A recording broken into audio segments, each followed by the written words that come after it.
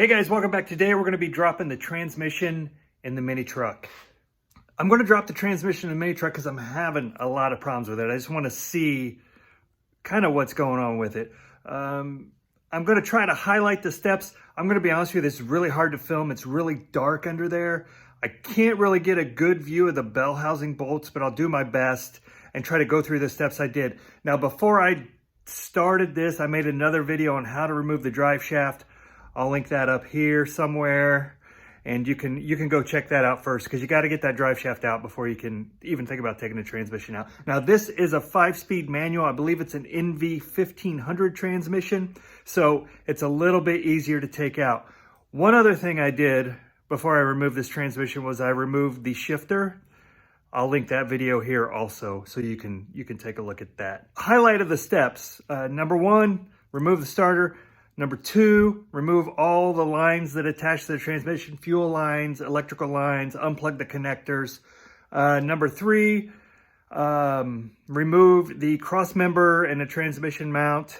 Number 4, remove the bell housing bolts. And I think one thing I forgot, and I kind of did a little bit out of order, was that I removed the, I should have removed the cover plate where the starter sits and the bars before I did the bell housing bolts. But let me get to one thing that really helped me, and that is a transmission jack. I bought this little transmission jack from Harbor Freight, bought it with a 20% off coupon. It was about 80 bucks. You just stick your 1/2-inch ratchet in there and you can move it up and down manually. Really helpful, especially if you're doing this by yourself. Highly recommend it. I'll put a link to the Harbor Freight one below. I'll also put a link to one from Amazon below, just in case you don't have a Harbor Freight you can get to or ship to you. Well, there you go, guys. Let's get into the video real quick, and I'm going to speed a lot of this up because this took me about a day to finish. I started late one afternoon and then got up early the next day, pulled it out before I had to go take care of some things. So let's get into it. Here's how I did it. Okay, first thing I did, guys, is I removed the starter. The starter is held on by 2 bolts. I'm showing you where they are right here. And then it's kind of wedged in to the transmission. I guess it looks like the transmission, but it's really just hitting the flywheel and spinning the engine. So here I am trying to crank those bolts out. It probably took me a good 15 minutes. This is all sped up, and they were really rusted in there on the old 99 Sonoma mini truck. So starter had not been off in quite some time, it looks like. So yeah, again, took about 15 minutes. All I ended up doing was getting the bolts out and then just kind of pushing it. Well, first I pulled it out of the housing there and then pushed it out of the way, up and out of the way. It's still there. I tried not to let it hang by the wires. That way, you know, it doesn't create any short circuits or unneeded electrical issues. So that, not too bad. If you need to change a starter, this could help you. But yeah, not too bad, about 15 minutes. Lots of turning, lots of stuck rust, lots of rust falling in your face. So wear some safety glasses, which I normally did during this entire job. I just don't see them on here. Well, let's just, Okay, here I am just coaxing it out of the housing and shoving it out of the way. So starter is out. So next we're going to move on.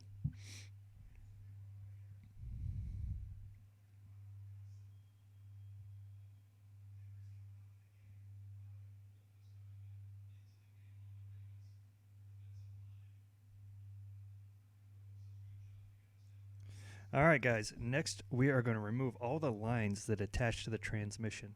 If you look under there, there's a couple of brackets that are bolted to the transmission that hold electrical lines or they hold fuel lines. This one in particular right here is a section of 3 fuel lines, I believe, that go up towards the front of the truck, but they just attach with a bracket here to the transmission. I think it was a little 8mm bolt. So I'm just spinning it off with a wrench right there because that's about the only thing I had that could fit in there without hitting the body of the truck. So, you know, a little ratcheting wrench or something would be more helpful here, but this seemed to work for me. It wasn't too hard to get out.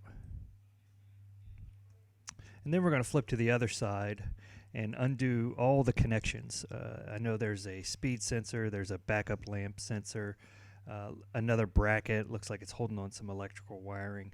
Sorry, the shadow from my light is in the way. But yeah, this is pretty simple. Just get them loose and then feel around, make sure you don't have any other brackets or anything holding in your transmission. Mine's probably been out before since it's a 21-year-old truck. So, you know, what I encounter may be a little different than what you encounter. Keep that in mind as we go through this.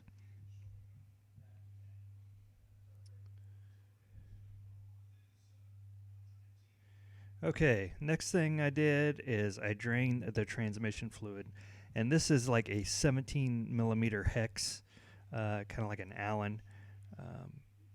Luckily, I had this on hand from a BMW I used to own. I had to use it on that at one point. But these are fairly pricey tools for just a hex, but it's not too bad. Here you can see how quickly this fluid's going to come flying out. And if you look up to the top, it's hard to see in this video, there is a fill plug of the same size just up to the left a little bit from where the drain plug is. Didn't look like there was anything on the magnet. That's what I was trying to show there. That's the fill plug right there. That's where I'm going after it. And just to make sure I can loosen that, because eventually I'm going to have to fill this thing back up.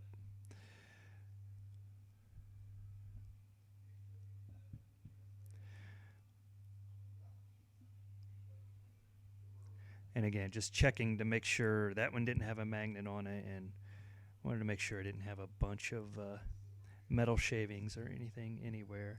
Here, what I'm trying to show you here is this fluid was drastically low.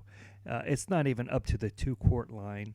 And if you look online or any of the repair manuals, I think it says you need 2.9 quarts in here, which is, you know, pretty much 3 quarts. This one is just below 2 quarts, so this may be the root of a lot of my issues.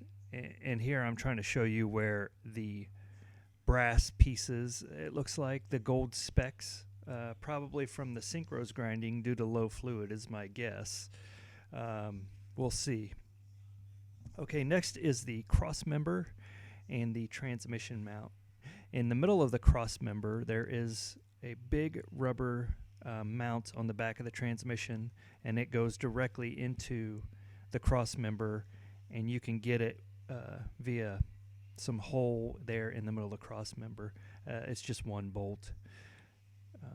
Pretty easy to remove. I didn't have a lot of problems with that. There you can see my transmission jack in place.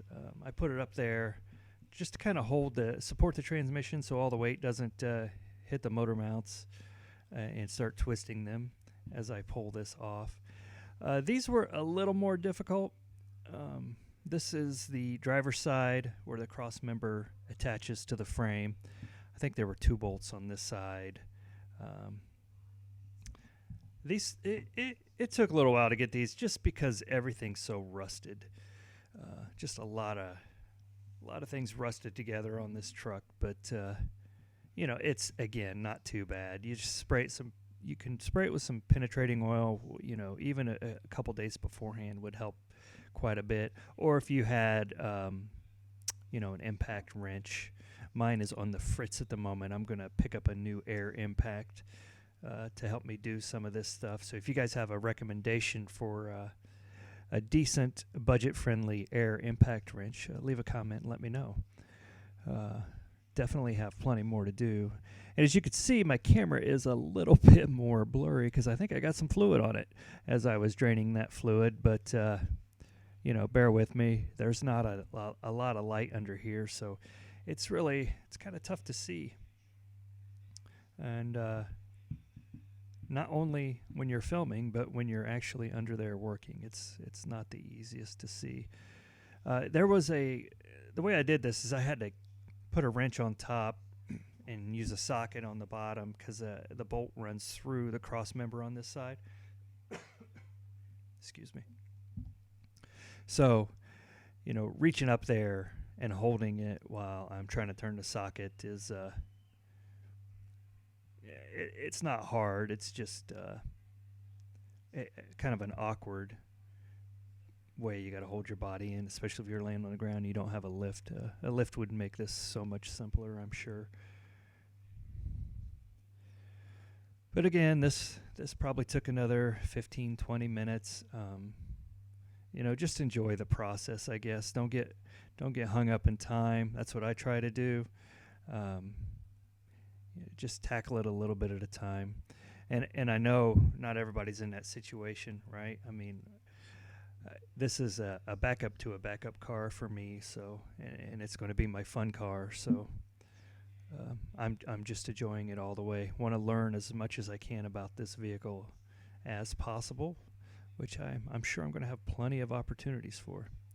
And here I'm on the passenger side of the cross member, and these bolts run all the way through. Not all the way through the frame. I guess I'm saying that wrong. They are kind of inset inside the frame, so they're a little more challenging. There's a nut on the backside. They're fairly easy. They were fairly easy for me to get off, but once you get them loose, they want to drop down into the frame. So a magnet tool or something like that is going to be really helpful for these types. And actually, that's what I ended up doing.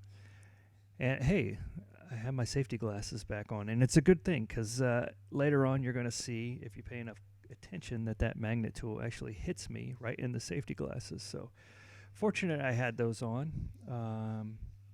I would really like to have a set of prescription safety glasses since I'm getting old and fairly blind, but that's a whole nother story. Yeah, just working away at these. Again, not too hard.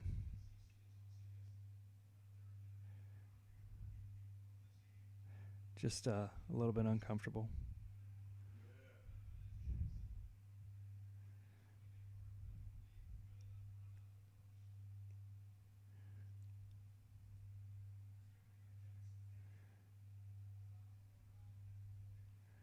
All right, finally got those loose, it looks like. Almost. And these are, I don't know, I'm going to say they're 17 and 19. They were two different sizes. That's why I had to run back and get the wrench on the first one. But yeah. There I am trying to pull the bolt out without dropping it. And now I'm working on the second one.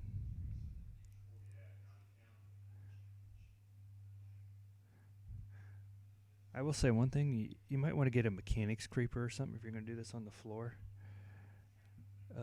Holding your head up like that's going to make your neck sore.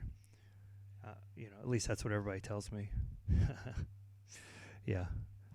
I had a sore neck for a few days after this, but... All right, pulling that other bolt out of the cross member. Once you get this cross member out, it goes fairly quickly. Like I said, it maybe would take an entire day taking your time to get this out. I mean, if you had to count hours I worked on it, it was probably, 3 hours here, 2 hours in the morning, 5 or 6 hours maybe if you did it straight through. It depends on your ability, right? I mean, I move probably slower than a lot of people, but or definitely slower than any professional out there. But hey, I have fun doing this, so not trying to be in a hurry. There I am trying to get that last bolt out, and you can see it's it's not what I would call perfectly easy, but it's not that difficult. There's the magnet tool. Where I'm fishing the bolt out of that frame. And I'm knocking my light over. And I'm trying to get one more out. I think there's 3 in this one. There's one up higher, yeah. So this one doesn't take long. You can see that I pretty much just dropped this thing in my face here in a second.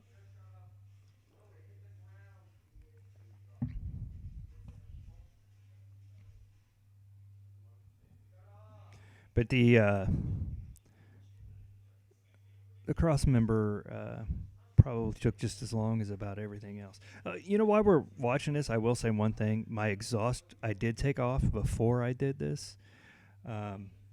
and that was difficult. That was the hardest part of this whole job, was my exhaust. One bolt was already broken in my exhaust, and I got one out. There's 3 bolts altogether in the downpipe, right? And the third one, I ended up just having to cut it. Somebody had already stripped it. I had to get a Dremel, cut that third exhaust bolt, drop the exhaust down. Somebody had pulled this transmission before to replace the clutch. We'll get into that a little more later, but yeah, they just cut the exhaust right below the transmission, which was a bit frustrating. Then they weld. Looks like maybe a 7-year-old welded it back. It was, there's the shot to the safety glasses. That's why you wear those.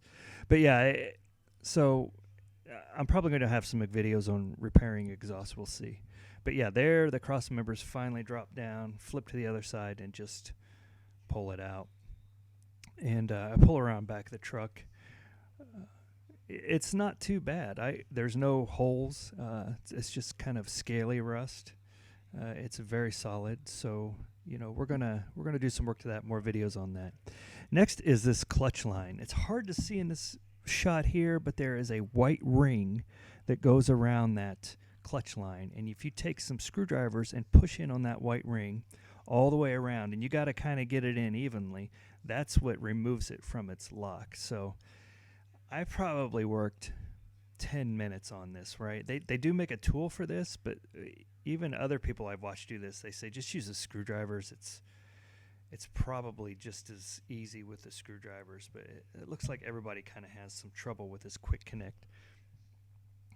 So I just spent some time shoving that white thing in, going all around it. It wasn't too bad. I thought it was going to be more of a struggle than what it was, but definitely not too bad. You just keep pushing in, and then eventually, keep testing, pulling on the line, and it'll eventually pop out.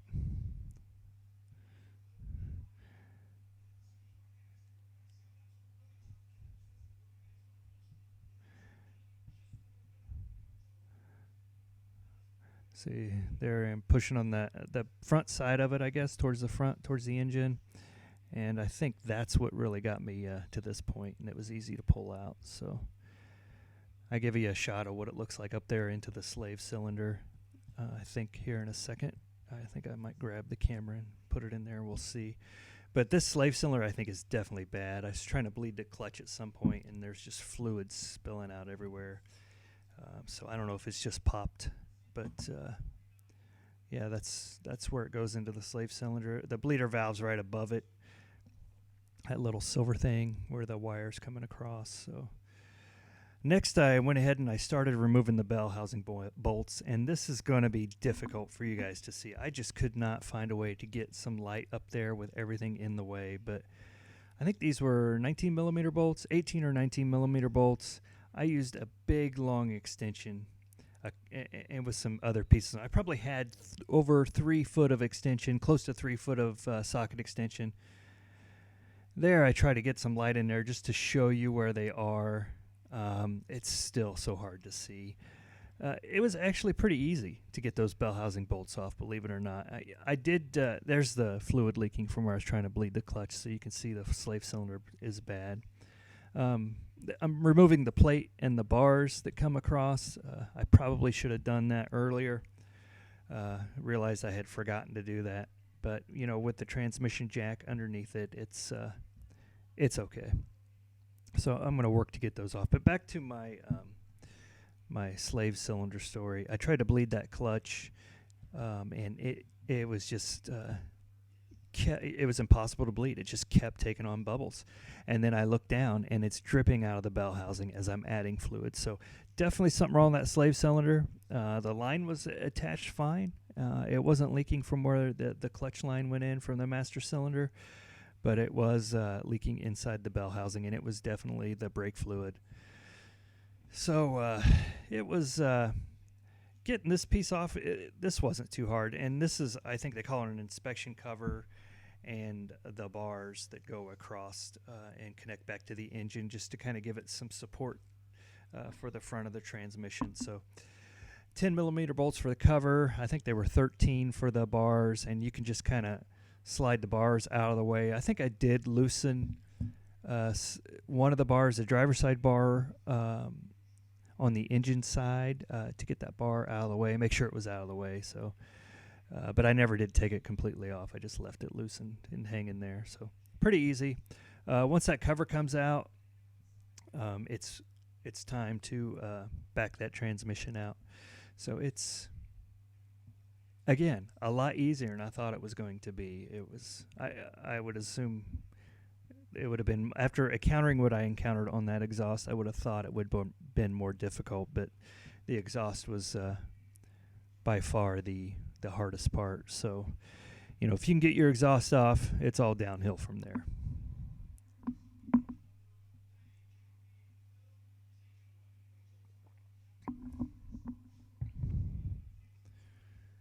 And here's the cover.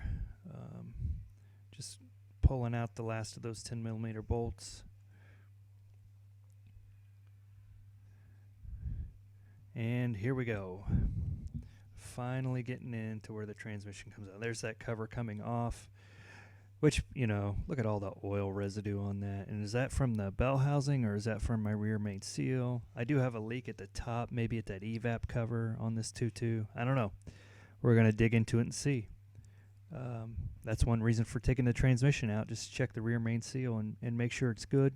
I'm probably going to replace it anyway just because I have it off. So more videos on that. And here we go. It's coming out, moving down. You can see the fluid dripping down, that brake fluid that is just leaking from the slave. So slave's easy to replace. It's just a couple of bolts inside there. And now I'm basically going to lower this jack and try to drag it out. I can tell you this. It would not, I could not get it out while it was on the jack. I had to take it off the jack, which it's not that big a deal. This transmission isn't as heavy as other automatics probably, since this is the 5-speed NV 1500, I believe it is. It's fairly light. And here I am jacking the car up, trying to get enough clearance to pull it out while it's still on the transmission jack. Again, couldn't do it. Finally just popped it off the jack and drug it out.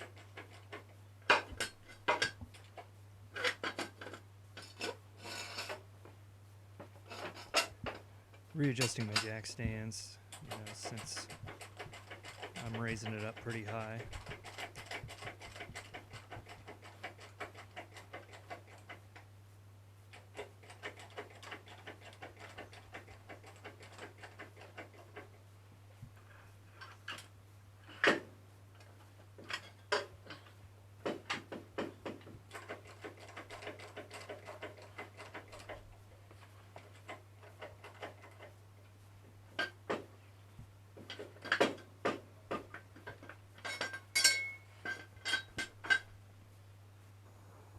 And here I had flipped it off the jack. Again, very tough to see. I needed my light to see what it was doing, and I couldn't get it in front of the camera, so apologize for that. But I'm just dragging it out right now. It's easy enough to lift back up and put it on top of the transmission.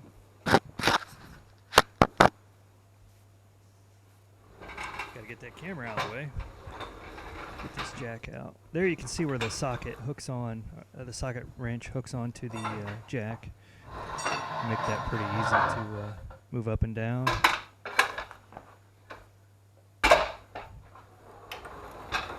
There you go, man. It's out. Here's a good shot of my slave cylinder. You can see the fresh fluid where it was leaking out. I've inspected this pretty closely since then. I don't think my input shaft is leaking at all. There is a bit of play in the input shaft, but from everything I read online, everybody on these transmissions has a bit of play in their input shaft. So I'm not too worried about that. Like I said, I think I'm just going to fill this back up, replace the slave cylinder, replace the output seal because it was pouring out of the back. Literally, when I got this thing home after buying it, I could just see it just dripping out of the back of the transmission. And I'm trying to show you a little bit. There's no play in that. The bushing seems good too in the tail shaft. When I stick the drive shaft in there, wiggle it around, I'm not getting much play, but I think I got a video on that as I replace the output seal that's coming up soon. So I'm gonna do that. I'm gonna replace the output seal. I'm gonna clean it up, and I think I have some leaks from these speed sensors or these backup lamp sensors. So I'm gonna try to do some O-rings on that. I may end up doing some RTV. I'm not sure yet. I want to get rid of those. But there you go, man. That's it's not too hard to take out. If a guy like me can do it, a person like you can do it, because, you know, with enough determination, you'll get it out. Just don't let it defeat you. Here, I think I test the play of that shaft. It does move a little bit, but not too much.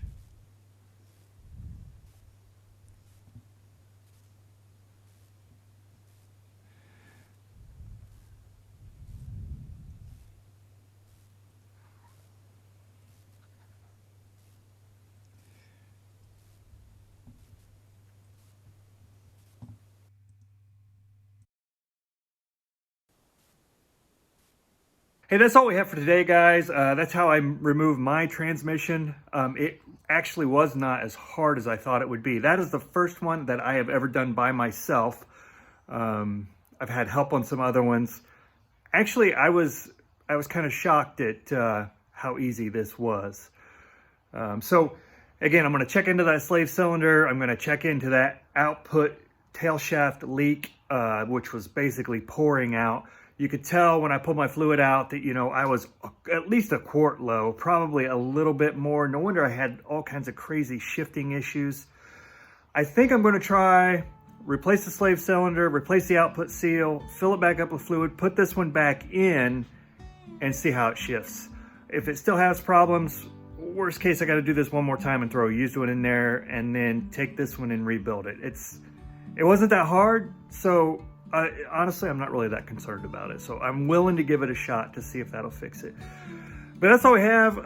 Again, if you're mechanically inclined, this is definitely not out of your reach. If I can do this, you can do this. And honestly, it was a lot of fun. So, I mean, frustrating at times, but yeah, a lot of fun. But hey, thanks for watching. Plenty more videos where this goes, and I'll update and let you know how it went. Thanks for watching.